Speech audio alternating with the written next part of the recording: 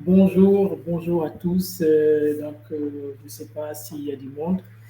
Et voilà. Donc aujourd'hui, je vous propose de revenir sur le sommet Union européenne, Union africaine qui s'est déroulé le 17-18 février dernier. Nous allons parler de l'impérialisme technologique, donc la dépendance vis-à-vis de la technologie des populations et des États africains et en quoi en fait cela consiste en danger et en problème de souveraineté. Hier on a fait ce même live, mais apparemment la vidéo ne s'est pas. On a eu on a eu des problèmes avec la vidéo sur LinkedIn. Donc aujourd'hui nous le refaisons.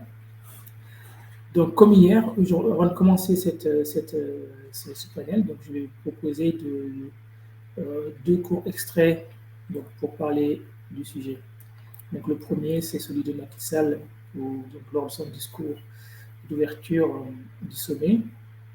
Et le second, c'est celui de Thierry Breton qui parle du projet qui le concerne. Donc, sans plus tarder, je vous propose d'écouter le président Macky Sall donc, qui s'est exprimé au sommet. Certains d'ordre culturel ou linguistique, donc sans relation avec les indicateurs.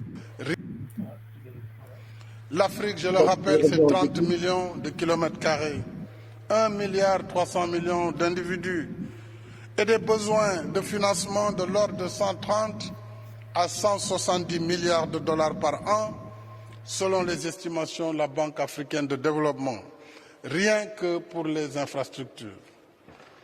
Nous sommes disposés à travailler avec nos partenaires européens à la mise en œuvre de l'initiative Global Gateway dans le cadre du programme de développement des infrastructures en Afrique, le PIDA, en cours d'exécution. Mesdames et Messieurs, la transformation structurelle du continent passe par la réalisation d'infrastructures routières, ferroviaires, autoroutières, portuaires et aéroportuaires, mais aussi par la réalisation de centrales électriques, par le gaz to power, pour donner l'électricité à 600 millions d'Africains qui en sont dépourvus. C'est aussi l'agro-business, c'est les plateformes industrielles et numériques.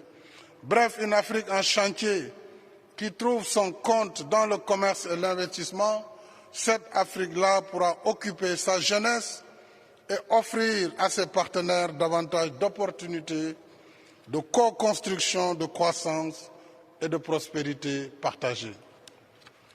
Dans le même esprit, explorons ensemble les possibilités de collaboration autour du projet européen de connectivité à haut débit par satellite en orbite basse. Je soutiens ce projet européen et c'est un projet que vous pourrez partager avec l'Afrique, car le devenir de notre partenariat se joue aussi dans le champ fertile du numérique, où s'exprime le talent de notre jeunesse créative et entreprenante. Quatrième proposition, nous souhaitons œuvrer ensemble avec l'Europe pour la révision des critères d'évaluation du risque d'investissement en Afrique. Pour l'Afrique, la perception du risque reste toujours plus élevée que le risque réel. Ce qui renchérit les primes d'assurance, pénalise l'investissement et réduit la compétitivité de nos économies. Des études récentes montrent qu'au moins 20% des critères de notation de nos pays relèvent plutôt de facteurs subjectifs, certains d'ordre culturel ou linguistique, donc sans relation avec les indicateurs de risque. Donc là, on va revenir. Donc, vous avez écouté Macky Sall, le président Macky Sall qui s'est exprimé. Donc, il a parlé un peu de tout. Et il a parlé un petit peu du volet numérique. Donc, ça a duré peut-être 10 secondes.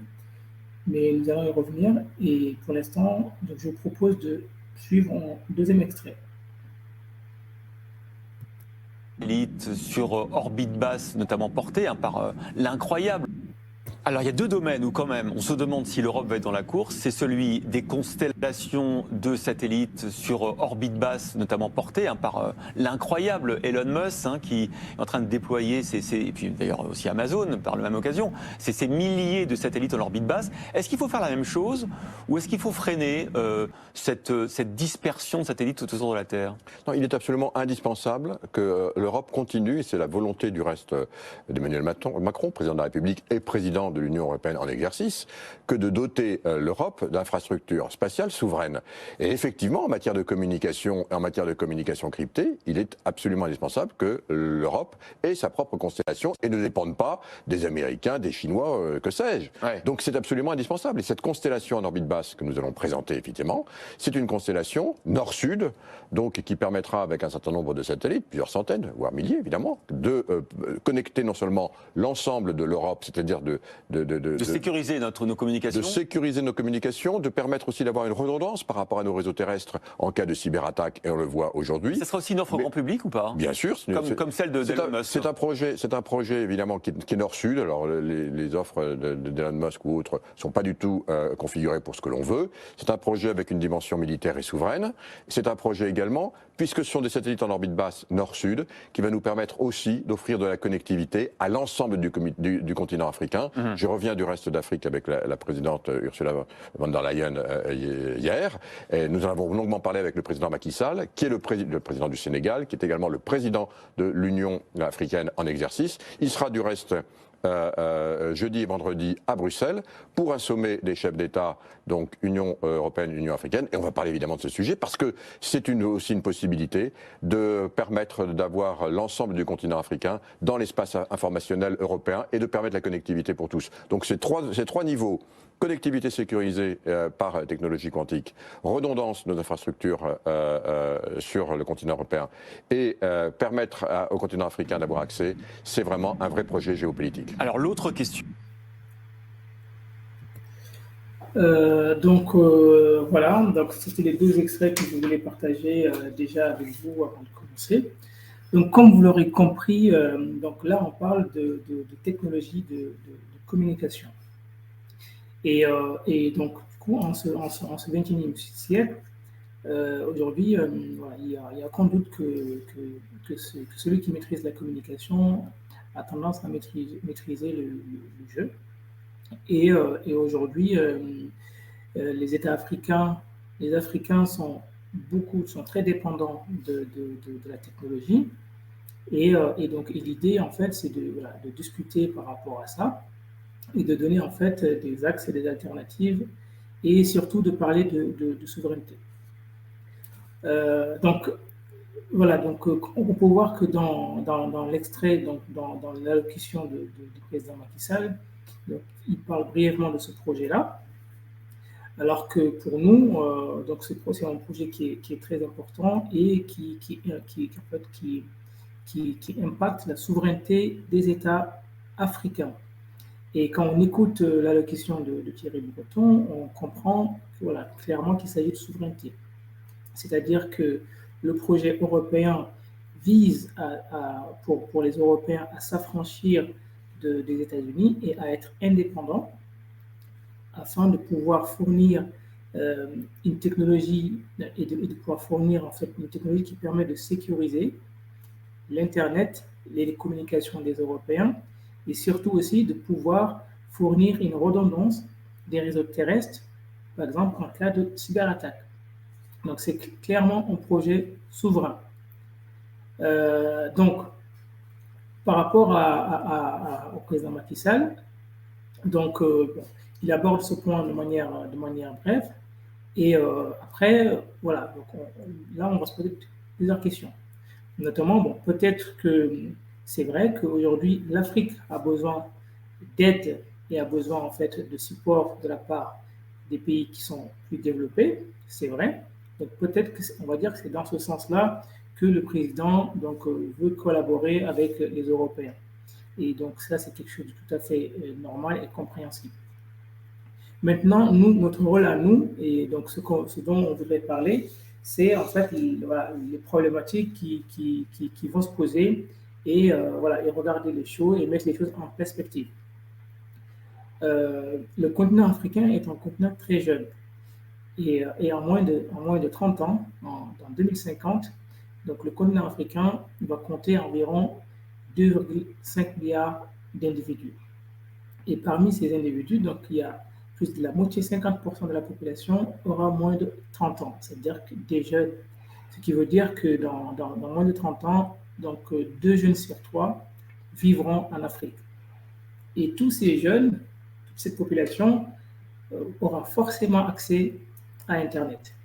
Donc, aura en portable, aura, voilà, donc du coup, l'Afrique, on va dire, c'est le plus gros, ce sera l'un des plus gros consommateurs des technologies de télécommunication.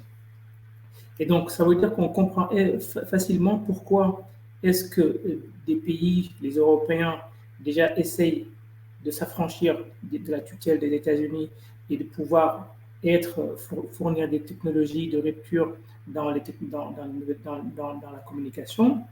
Et on peut comprendre aussi pourquoi aussi les Américains, via la compagnie SpaceX, veulent également aussi fournir et être demain les fournisseurs de réseaux. Et j'imagine que c'est la même chose pour la Chine et tout autre État qui veut exister dans ce 21e siècle. Donc, le problème, c'est que nous, les Africains, comme d'habitude, on va être en arrière. Parce qu'effectivement, c'est vrai qu'on n'a pas encore la technologie. Mais cela ne nous empêche pas de réfléchir à comment acquérir cette technologie et au pire des cas, comment en fait, réduire cette dépendance. Parce que comme aujourd'hui, on peut constater que la France est dépendante des États-Unis au niveau de la technologie, comme la Chine peut être dépendante des États-Unis. Donc il y a une interdépendance, ce qui est tout à fait normal, mais en matière de souveraineté, on va avoir des visions à long terme. Donc ça veut dire qu'on va essayer en fait de sortir de la dépendance. Donc, et c'est de ça qu'il s'agit. Donc pour revenir sur le sujet de l'impérialisme technologique, comment nous, en fait, ce qu'on entend par ce terme, donc c'est tout à fait comme tout impérialisme, c'est voilà, c'est qu'aujourd'hui, via le biais de la technologie, donc l'Afrique risque d'être encore dépendant pendant de longues années. C'est-à-dire qu'on va peut-être être dépendant sur d'autres secteurs comme l'économie du marché, par exemple, sur certains domaines, mais par contre, si on ne réfléchit pas à des alternatives, on va être dépendant vis-à-vis de la technologie de l'information et ça aujourd'hui, au XXIe siècle, c'est quelque chose de pratiquement inacceptable. C'est pour ça que voilà, aujourd'hui, on a ce petit panel pour parler de ça. Donc, comme on dit, en fait, l'Afrique ne doit pas se contenter seulement d'être consommateur de technologie. Donc, les États africains, les gouvernements, le président Macky Sall, je pense qu'il le sait. Donc maintenant, ce qu'on attend et ce qu'on voudrait, c'est qu'il y ait des initiatives souveraines, comme celle de l'Union européenne, des initiatives souveraines de la part des Africains, de la part de l'Union africaine, pour financer des programmes souverains, donc qui auront pour objectif donc de réduire la dépendance vis-à-vis de la technologie et de sécuriser l'Internet et les communications des Africains dans un futur proche. Parce que comme on le sait, en temps de paix, donc les choses se passent bien, mais en temps de guerre, aujourd'hui, en fait, cette technologie peut se retourner contre tous les États. Et donc, c'est ce qu'on est en train d'apprendre aujourd'hui, avec, voilà, quand on voit, par exemple, en ce moment, avec la guerre entre la Russie et l'Ukraine, donc on voit qu'au niveau des sanctions qui ont été prises par les gouvernements de l'Union européenne, c'est que, par exemple, c'est pouvoir déconnecter la Russie du système SWIFT, qui est une technologie qui permet en fait qui permet les transactions bancaires entre États. Et aujourd'hui, on peut comprendre voilà, que si la Russie a été déconnectée de ce système, forcément, voilà, il y aura des impacts sur son économie. Donc, d'où le fait que les Russes cherchent, et je pense qu'ils ont trouvé aussi des alternatives, comme la Chine trouve des alternatives pour être de moins en moins dépendants vis-à-vis de la technologie. Et ce sont ces problèmes-là aujourd'hui que nous avons en Afrique. Bon, on n'en parle pas peut-être beaucoup, parce que peut-être on pense qu'on n'en est pas là, mais au contraire, on doit en parler. Donc, on doit essayer de trouver des alternatives concrètes pour sortir de la dépendance technologique. Et aussi, concernant d'autres éléments de la technologie, comme les réseaux sociaux, les Facebook, TikTok, Twitter. Donc, ce sont des éléments aujourd'hui qui sont rentrés dans notre vie et qu'on trouve, qui sont devenus tout à fait normales. Et aujourd'hui, la plupart des gens voilà, suivent les informations, on va dire même s'éduquent à travers les réseaux sociaux. Donc, ce qui est une avancée et quelque chose de très bien. Mais ce qu'il faut savoir aussi, c'est que peut-être on peut, donc dans l'avenir, peut-être qu'à un moment, on pourra couper l'accès à ces réseaux ou restreindre leur accès ou tout simplement, en fait, entraver leur utilisation. Et ça pourrait avoir, en fait, des préjudices et on pourrait pas, ça pourrait avoir des préjudices sur les personnes qui l'utilisent. Donc, ça veut dire que donc les alternatives elles existent. Donc ça veut dire qu'aujourd'hui, on va dire, les gouvernements africains doivent penser et essayer en fait de résoudre le problème de souveraineté vis-à-vis du numérique.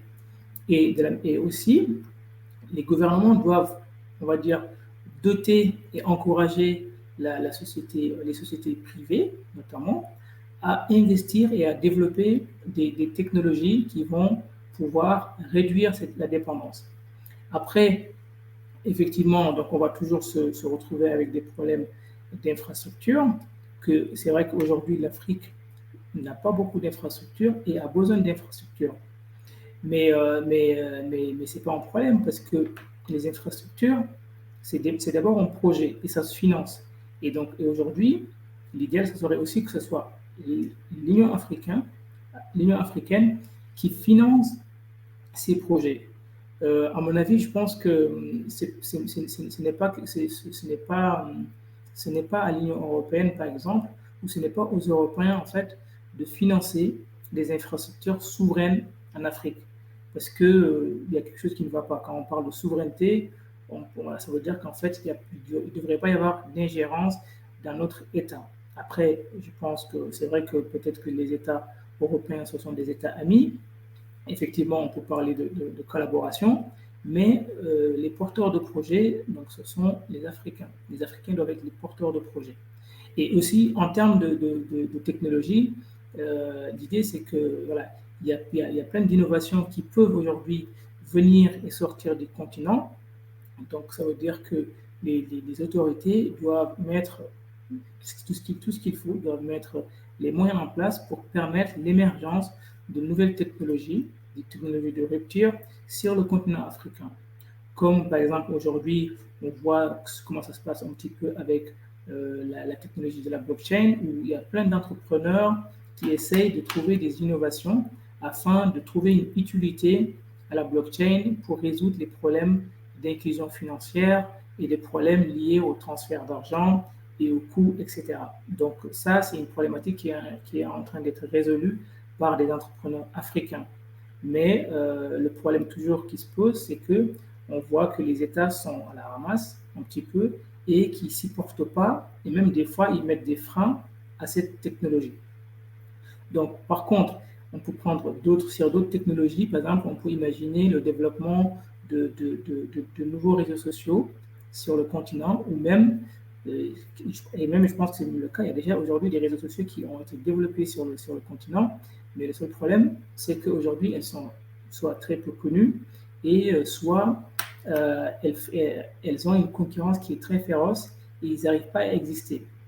Donc ça veut dire aussi que les États africains doivent prendre leurs responsabilités et soutenir donc, des initiatives souveraines, donc permettre l'émergence de technologies et de solutions africaines et penser, ne pas penser seulement à dans 5 ans, dans 10 ans, mais penser bien sûr à dans 30 ans. Donc dans 30 ans, ce qu'on dit, donc l'Afrique va être l'un des premiers consommateurs de la technologie. Et donc ça serait vraiment dommage que ces technologies que les Africains consomment viennent encore de l'extérieur. Donc, c'est-à-dire qu'aujourd'hui, on peut inverser cette tendance en prenant des mesures tout de suite. Donc, c'était de ça dont on voulait parler aujourd'hui. Après, bon, je pense que les 2 vidéos sont assez claires. Quant à moi, je voulais tout simplement sensibiliser ceux qui nous écoutent de la dépendance technologique donc, que nous avons vis-à-vis voilà, vis-à-vis des pays étrangers, vis-à-vis de l'Europe, etc., etc. Donc il est temps qu'on amorce une phase de création et qu'on essaye en fait de profiter en tout cas des mannes de la technologie dans les années à venir.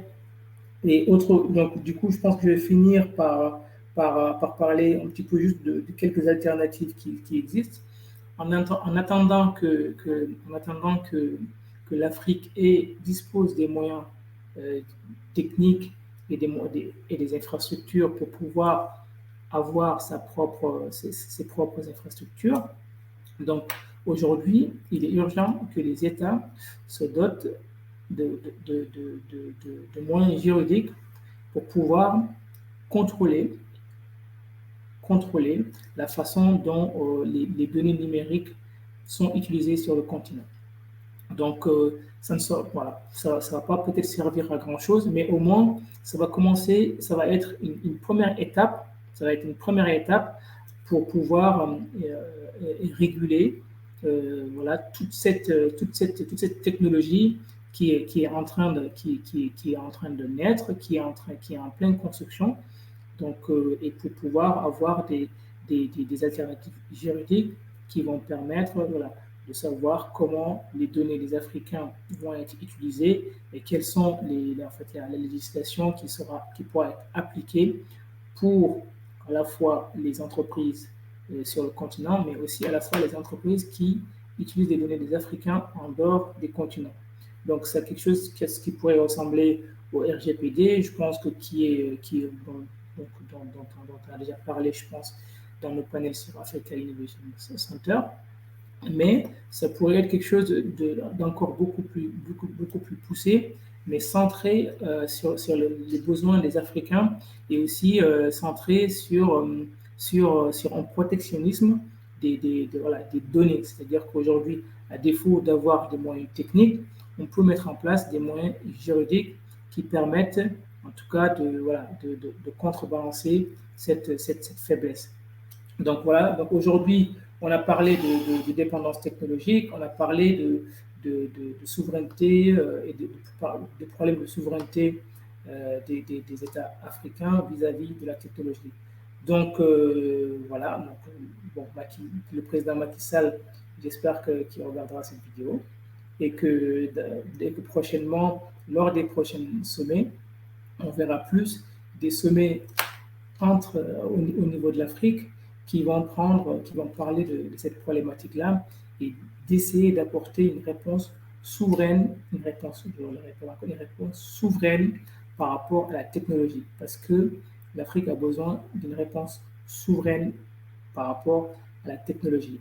Et après, les projets vont pouvoir s'enchaîner. Voilà, c'était tout pour aujourd'hui. Donc, je vous remercie d'avoir suivi ce live et je vous dis à très bientôt. Si vous avez des commentaires, des remarques, n'hésitez pas à les mettre en dessous. Et voilà, c'est avec plaisir que nous vous répondrons. Merci à tous. Au revoir.